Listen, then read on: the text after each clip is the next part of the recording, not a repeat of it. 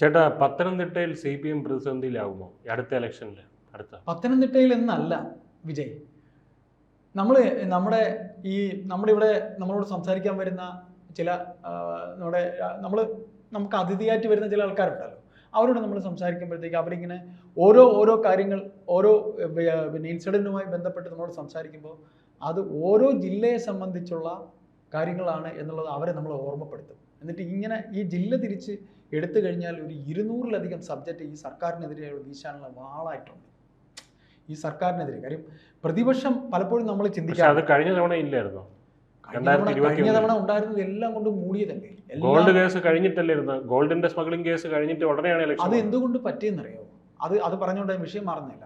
ഈ gold smuggling case, മറ്റ് കേസുകൾ പിണറായി വിജയനെ വളഞ്ഞിട്ട് മുഖ്യധാര മാധ്യമങ്ങൾ വല്ലാതെ ആക്രമിക്കുന്നുണ്ടോ എന്നൊരു തോന്നല് സാധാരണക്കാരുടെ ഇടയിലുണ്ടായി. അതാണ് വേറൊരു വിഷയം. കാര്യം അവർക്ക് കൃത്യമായി പെൻഷൻ കിട്ടിയാൽ മതി. ഇപ്പോൾ ഞാൻ പറയട്ടെ, ഞാൻ വിജയ് അല്ലെങ്കിൽ നമ്മുടെ ഈ മേഖലയിൽ ജോലി ചെയ്യുന്നവരൊക്കെ ഈ വാർത്തകൾ ശ്രദ്ധിക്കും.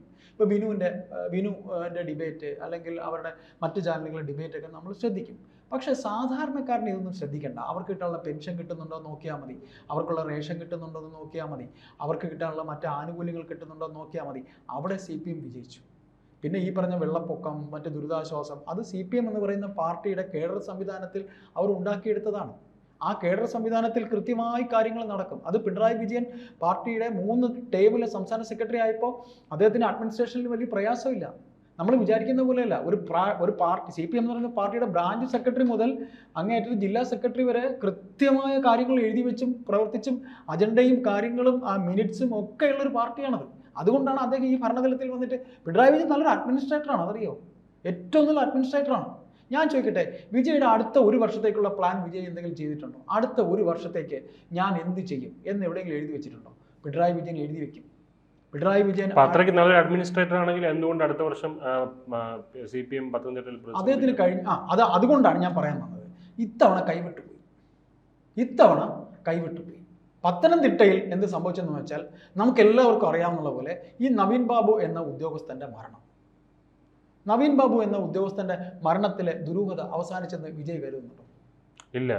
ആ മരണത്തിൽ CPM-നുണ്ടായ കളങ്കം അത് ഈ തദ്ദേശ ഇലക്ഷൻ മുതൽ നിയമസഭാ ഇലക്ഷൻ വരെ അവരെ പിന്തുടരും. അതിപ്പോൾ വീണ ജോർജ് ആണെങ്കിലും PP ദിവ്യ ആണെങ്കിലും വ്യക്തികളാണ്. ഈ വ്യക്തികളുടെ മേലുള്ള കളങ്കം എങ്ങനെയാണ് ഒരു പാർട്ടി? വ്യക്തിയല്ല.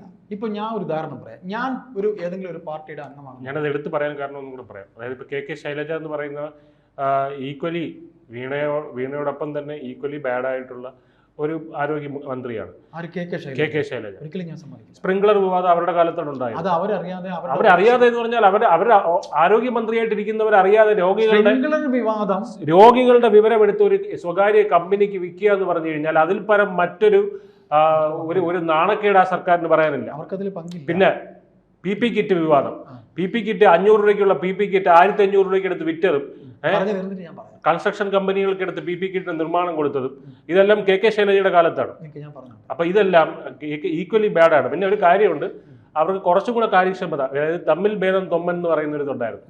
പക്ഷേ കോവിഡ് അങ്ങനത്തെ കോവിഡ് നിപ്പ തുടങ്ങിയ സാഹചര്യങ്ങളെ നേരിട്ടത് കൊണ്ടും പിന്നെ നിപ്പ നന്നായിട്ട് നേരിട്ടു. പക്ഷേ കോവിഡിൻ്റെ ഈ റിപ്പോർട്ടുകൾ പൂഴ്ത്തിവെച്ച് അവസാനം റിപ്പോർട്ടുകൾ പുറത്തു വന്നപ്പോൾ ഏറ്റവും കൂടുതൽ കോവിഡ് മരണങ്ങളുള്ള 2ാമത്തെ സംസ്ഥാനമായിട്ട് കേരളം മാറി. അപ്പോൾ ഇതെല്ലാം ശൈലജയുടെ കാലത്താണ് നടന്നത്.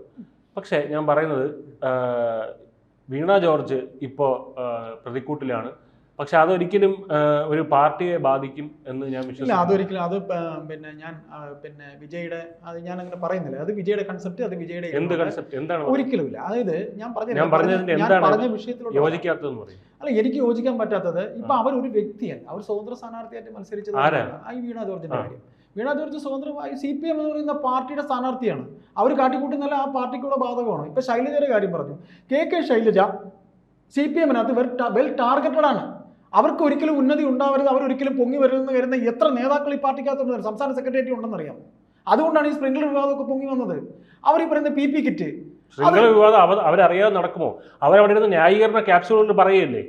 എന്റെ പൊന്ന് വിജയ്, ഞാൻ പറഞ്ഞുതരാം. അതായത് നിങ്ങൾ ഇപ്പൊ ഒരു മന്ത്രിയാണെന്നുണ്ടോ, നിങ്ങൾ ഒരു ക്യാപ്പബിൾ ആയിട്ടുള്ള ഒരു മന്ത്രി, അതാണ് ഞാൻ പറഞ്ഞത്. അത് അവരെ പറ്റിക്കാൻ എളുപ്പമാണെന്നുള്ളതുകൊണ്ടാണ് ഇതേ ന്യായങ്ങൾ എന്തുകൊണ്ട്. പക്ഷെ അവിടെ അവർ ചെയ്ത നല്ല കാര്യങ്ങൾ നിങ്ങൾ പറയണം. ഇപ്പൊ ഞാൻ പറയട്ടെ, നിങ്ങൾ ഒരു കാര്യം കൂടെ പറഞ്ഞു. ഏതാ പറഞ്ഞത്? ഈ കിറ്റിന്റെ കാര്യം അല്ലെ? PP കിറ്റിന്റെ റേറ്റ് എപ്പോഴാ വന്നേ? കഴിഞ്ഞ ഒരു കൊല്ലം മുമ്പല്ലേ മുഖ്യമന്ത്രി പിണറായി വിജയന്റെ ഈ രണ്ടാം ഭരണത്തിലല്ലേ വന്നേ? ഈ വീണ ജോർജ് മന്ത്രി ആയിരിക്കുമ്പോഴല്ലേ വന്നേ? അതിനു മുമ്പ് വന്നില്ലല്ലോ. ഇതെന്നാണ് PP കിറ്റുകൾ കൊടുത്തത്? ഞാൻ ചോദിച്ചു ഇത്രയേ ഉള്ളൂ. ഇപ്പോഴല്ലേ വന്നേ? എന്ത് വന്നതാണ് ഈ PP കിറ്റിന്റെ റേറ്റിന്റെ കാര്യം ഇപ്പോഴല്ലേ വന്ന വെളിയിൽ? ഇത് എത്ര രൂപയ്ക്കാണ് കൊടുത്തത്? അന്ന് ആ കൊടുത്ത കിറ്റിന്റെ കാര്യം ഇപ്പോഴല്ലേ അത് വെളിയിൽ വന്നേ?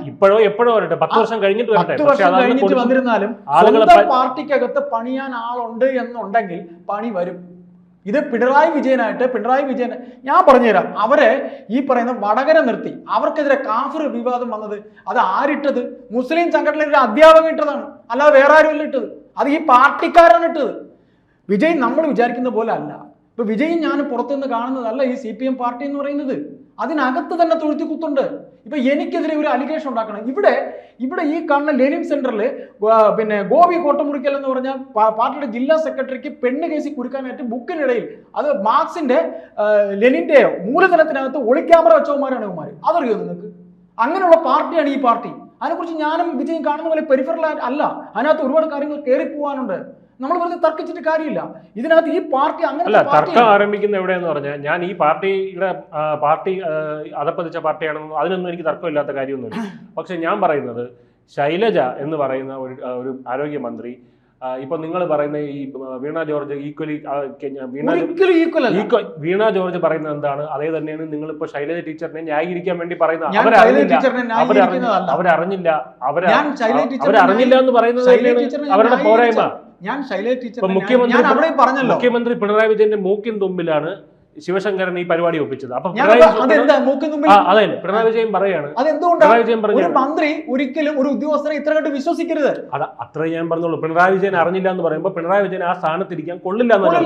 അത് തന്നെയാണ് ശൈലജ ടീച്ചറിനെ സംബന്ധിച്ച് പാർട്ടിക്കകത്തും പണിയുണ്ട്. അതെന്താണ്? പിണറായി വിജയന്റെ കാര്യം വരുമ്പോ പാർട്ടിയല്ല. ഞാനത് പറയുന്നത് നിങ്ങൾ മനസ്സിലാക്കണം. അതായത് ഇപ്പൊ ഈ കാഫിർ പ്രയോഗം വന്നതിൽ നിങ്ങൾക്ക് എന്തെങ്കിലും പറയാനുണ്ടോ? ഇല്ലല്ലോ. വടകര അവർ മത്സരിച്ചപ്പോ ഈ ഷാഫിയെ കൊണ്ട് നിർത്തി. ഈ ഷാഫിയെ നിർത്തി വടകര ഇവരെ തോൽപ്പിച്ചതാരാ? ഈ പാർട്ടിയല്ലേ. അവർ ഇമേജ് എന്ത് പോയെന്ന് നിങ്ങൾക്ക് തോൽപ്പിച്ചു എന്ന് പറയുന്നത് എന്താണ് ഉദ്ദേശിക്കുന്നത്? തോൽപ്പിച്ചു എന്ന് പറഞ്ഞാൽ എന്താണ് അവിടെ ഉള്ള ആളുകൾക്ക് ശൈലജയ്ക്ക് വോട്ട് നൽകിയാൽ എന്താണ് പ്രശ്നം? ഇത്രയും ഞാൻ ചോദിച്ചോട്ടെ, ഷാഫിയെ മാറ്റി നിങ്ങൾ വേറെ ആരെങ്കിലും നിർത്തി നോക്കുന്നത്? എന്നിട്ട് ഈ കണ്ട കാഫിർ പ്രയോഗം അല്ലാതെ അതൊരു ഒന്നുമില്ലെങ്കിൽ എനിക്ക് അവരുടെ ഒരു ചേച്ചിയുടെ പ്രായം വരുന്നതായിരിക്കും. പോട്ടെ, എന്റെ വയസ്സും ഇതൊക്കെ വെച്ചിട്ട് നിങ്ങളുടെ അമ്മയുടെ പ്രായമെങ്കിലും ആ ഒരു സ്ത്രീയൊക്കെ ഈ പറയുന്ന പോലെ ഇങ്ങനെയൊക്കെയാണോ പോസ്റ്റൊക്കെ ഇടുന്നത്? ഈ കാഫിർ പ്രയോഗം കാഫിർ മാത്രമല്ല, അവർക്കെതിരെ നിരവധി ഒരു സ്ത്രീയെ ഇത്രയും അധിക്ഷേപിക്കാൻ പാടില്ല. നമ്മുടെ വിഷയം മാറിപ്പോകുന്നു ഒരുപാട്. അപ്പോൾ ആറന്മുളയിലേക്ക് തന്നെ ഞാൻ വരാം.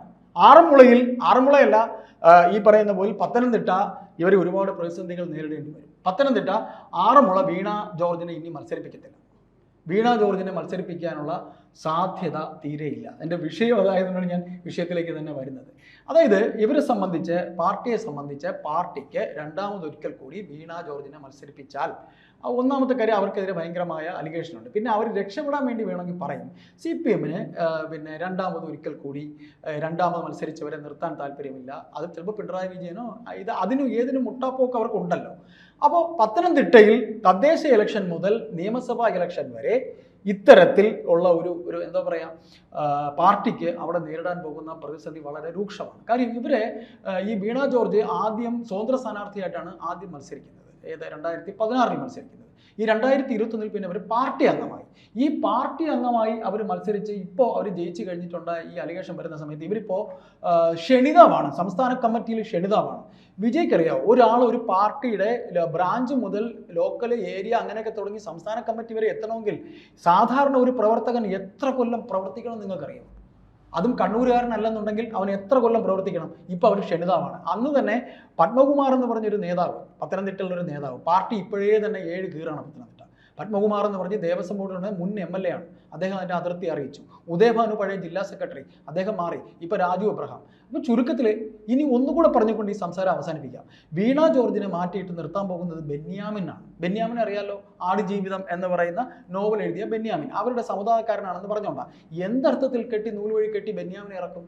ബെന്യാമിനെ ഇറക്കി ജയിക്കണമെന്നുണ്ടോ? ബെന്യാമിൻ്റെ നോവൽ വായിച്ചുകൊണ്ട് വോട്ടിടാൻ പോകും? ഇല്ലല്ലോ. ബെന്യാമിനാണ് ഇവർക്ക് പകരം നിർത്തേണ്ട സ്ഥാനാർത്ഥി. അപ്പോൾ പത്തനംതിട്ട CPM ജില്ലാ ഘടകത്തിൽ കത്ത് കൊടുത്തിരിക്കുന്നു, അല്ലെങ്കിൽ അവിടെ അതെ സംസ്ഥാന ഘടകത്തിലേക്ക് ഞങ്ങൾക്ക് മടുത്തു, നിങ്ങളിങ്ങനെ ഓരോ തവണയും ഇങ്ങനെ ഓരോരുത്തരെ നൂലിക്കെട്ടി ഇറക്കി. വീണ ജോർജിനെ നൂലിക്കെട്ടി ഇറക്കി ഞങ്ങൾ ജയിപ്പിച്ചു 2 തവണ. ഇനി ബെന്യാമിൻ 8 നിലയിൽ പൊട്ടും സഖാക്കളെ എന്ന് പറഞ്ഞ് കത്ത് കൊടുത്തതായിട്ടാണ് പുറത്തു വരുന്ന വിവരം. അപ്പോൾ നമ്മളെ വിഷയം ഒരുപാട് മാറിപ്പോയി എങ്കിലും ഇതാണ് ഇതിനകത്ത് നമുക്ക് പറയാനുള്ളത്. വീണ ജോർജ് സംസ്ഥാന കമ്മിറ്റിയിലെ ക്ഷണിതാവായതിൻ്റെ ഒരു ഇതും പിന്നെ അങ്ങനെ അതിൽ മാത്രമല്ല പത്തനംതിട്ട പാർട്ടി 7 കീറാണ് ഇപ്പോൾ. ഈ പറയുന്ന നവീൻ ബാബുവിൻ്റെ മരണം അല്ലാതെയുള്ള വിഷയങ്ങൾ ഒക്കെ തന്നെ പാർട്ടിയെ വളരെ ഇതായിട്ട്. ശൈലജയുടെ കാര്യത്തിൽ ഒരു കാര്യം കൂടെ കൺക്ലൂഷൻ ആയിട്ട് പറയാനുണ്ട് എനിക്ക്. അതായത് ഇപ്പോൾ വിട്ടില്ല ഹാരിസ് ഡോക്ടർ ശൈലജ എങ്ങനെ വിടാൻ പറ്റില്ലല്ലോ, അവരിപ്പോഴും മറ്റേ ഇതായിട്ട് കൊണ്ട് നടക്കും. ഈ ടോപ്പിക് വിട്ടതല്ല അല്ല ആയിക്കോട്ടെ, ആരോഗ്യമന്ത്രി വീണ ജോർജിന്റെ വിഷയമാണല്ലോ. വീണ ജോർജ് രണ്ടും വേറെ ആയിരിക്കും, പക്ഷെ കണക്റ്റഡ് ആണ്. അതായത് ശൈലജ എന്ന് പറയുന്ന വ്യക്തി ഈ ഒരു അല്ലെങ്കിൽ ഒരു രാഷ്ട്രീയ പ്രവർത്തകയ്ക്ക് ചേട്ടൻ നേരത്തെ പറഞ്ഞു അവർ അതിനകത്ത് പെട്ടിരിക്കുകയാണ്, അവർക്ക് ഒരുപാട് പ്രശ്നങ്ങളുണ്ട്, അവർക്കല്ല പാർട്ടിക്കുള്ള പാർട്ടി അവിടെ പെടുത്തിരിക്കുന്നു. ഇതേ സിസ്റ്റത്തിൽ പെട്ട് കിടന്നിരുന്നതാണ് ഡോക്ടർ ഹാരിസ് ചിറക്കൽ എന്ന് പറയുന്നത്. ഹാരിസ് ചിറക്കൽ എന്താണ് ചെയ്തത്? ഫേസ്ബുക്ക് പോസ്റ്റ് ഇട്ടു, തന്റെ ഗതികേട് നാട്ടുകാരെ അറിയിച്ചു. വീണ ജോർജിനും അത് ചെയ്യാമായിരുന്നു. വീണ ജോർജിനും അത് ചെയ്യാമായിരുന്നു.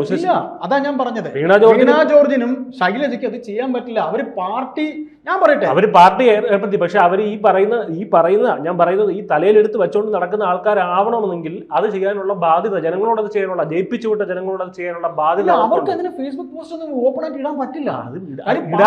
ഇടാൻ ഹാരിസ് ചിറക്കലിനും പറ്റില്ലായിരുന്നു. പക്ഷെ ഹാരിസ് ചിറക്കലും ചെയ്തു. ഹാരിസ് ചിറക്കൽ ആര്? ഇവര് മന്ത്രി ആര്? അതല്ല തൊഴിൽ ഇവരാര് ഇവിടെ കിടക്കുന്നു എന്നുള്ള ചോദ്യം. അങ്ങനെയല്ല, അദ്ദേഹം ഡോക്ടറാണ്. അദ്ദേഹം പറഞ്ഞു പ്രൊഫഷണൽ സൂയിസൈഡ് ആണെന്ന് അദ്ദേഹം വാക്ക് ഉപയോഗിച്ചു. ഇത് ആ പ്രൊഫഷണൽ സൂയിസൈഡ് ഇവർക്കും ചെയ്യാമായിരുന്നു എന്നാണ് ഞാൻ പറഞ്ഞത്. വിജയ്, അത് അപ്പൊ ധാർമ്മികതയ്ക്ക് മുകളിലാണ് ഇവർക്ക് ഇവരുടെ പാർട്ടിയോടുള്ള സ്നേഹം. അത് ശൈലജ ആയാലും വീണ ആയാലും ആരായാലും. ഇല്ല, അങ്ങനെയില്ല. അതിലെനിക്ക് പറയാൻ, എനിക്ക് അത്രേ ഉള്ളൂ. ധാർമ്മികതയ്ക്ക് മേളിൽ എന്ന് പറഞ്ഞാൽ അവർ പറയാൻ ഫോറം ഉണ്ട്. ആ ഫോറത്തിലാണ് അവർ പറയേണ്ടത്. ഡോക്ടർ എന്ന് പറഞ്ഞാൽ ഡോക്ടർ ഏത് ഫോറത്തിലാണ് ശൈലജ പറഞ്ഞിട്ടുള്ളത്? ശൈലജ പറഞ്ഞിട്ടുണ്ടോ? എവിടെയാണ് ശൈലജ പാർട്ടിയെ തള്ളി പറഞ്ഞത്? എനിക്കും നിങ്ങൾക്കും അറിയണമെന്നുണ്ടോ? ശൈലജ പാർട്ടിയെ തള്ളി പറഞ്ഞ് പൊതുജനത്തിനോട് പറഞ്ഞത് എവിടെയാണ്? പൊതുജനത്തിനോട് പറയണ്ട. പാർട്ടിക്ക് അകത്ത് പാർട്ടി മീറ്റിംഗിൽ പറഞ്ഞ കാര്യമാണ് നിങ്ങൾ. അത് പറഞ്ഞിട്ട് എന്താ കാര്യം? നമ്മൾ അവരുടെ തീവ്രത അളക്കാനുള്ള പാർട്ടിയുടെ ഇതുണ്ടല്ലോ, അന്വേഷണം, പീഡനത്തിന്റെ തീവ്രത അളക്കാൻ വേണ്ടിയുള്ള. അങ്ങനല്ല, പാർട്ടിക്കകത്ത് പറയേണ്ട കാര്യം പാർട്ടിക്കകത്ത് പറയണം, അല്ലാതെ പുറത്ത് പറയേണ്ട കാര്യം. ഇപ്പൊ ഞാനോ വിജയോ ഇരുന്ന് പറയുന്ന പോലെ ഇതേ ന്യായങ്ങൾ തന്നെയാണ് അവർ ഹാരിസ് ചിറക്കലിനോടും പറയുന്നത്. ഇത് നിങ്ങൾ അത് അദ്ദേഹത്തിന് ഇപ്പൊ എന്തായാലും അദ്ദേഹത്തിന് ഒന്നും ചെയ്തില്ലല്ലോ പാർട്ടി. അതും അതൊരു സോഫ്റ്റ്. അദ്ദേഹം പിന്നെ അടിസ്ഥാനപരമായിട്ട് ഇടതുപക്ഷ യൂണിയനിലെ അംഗമാണ്. ഇടതുപക്ഷ യൂണിയനിലെ ഡോക്ടേഴ്സ് യൂണിയനിലെ അംഗമാണ് അദ്ദേഹം. ഈ കൊടുത്ത പോസ്റ്റ് അദ്ദേഹത്തിന്റെ ധാർമ്മികതയിൽ ചെയ്തതാണ്. ഇപ്പൊ നമ്മൾ പറഞ്ഞു വന്ന വിഷയത്തിലേക്ക് വീണ്ടും വരുമ്പോൾ ഞാൻ പറഞ്ഞു വന്നത് ഈ പാർട്ടിക്ക് പത്തനംതിട്ടയിൽ ഉണ്ടായിരിക്കുന്ന ആകെ മൊത്തത്തിലൊരു മൂല്യച്യുതിയാണ്. ആ മൂല്യച്യുതിയിൽ അവർ വെള്ളം കുടിക്കുക തന്നെ ചെയ്യും. പിന്നെ ആരോഗ്യമന്ത്രി പറഞ്ഞപ്പോൾ ശൈലജയും കൂടെ ഉടക്കിയിട്ടു. കാര്യം അത് മറ്റൊരു വിഷയമാണ്. അത് നമുക്ക് മറ്റൊരു സംസാരത്തിൽ ഇരിക്കാം. അതിലെ തർക്ക വിതർക്കങ്ങൾ നമുക്ക് മുന്നോട്ട് കൊണ്ടുപോകുക തന്നെ ചെയ്യാം.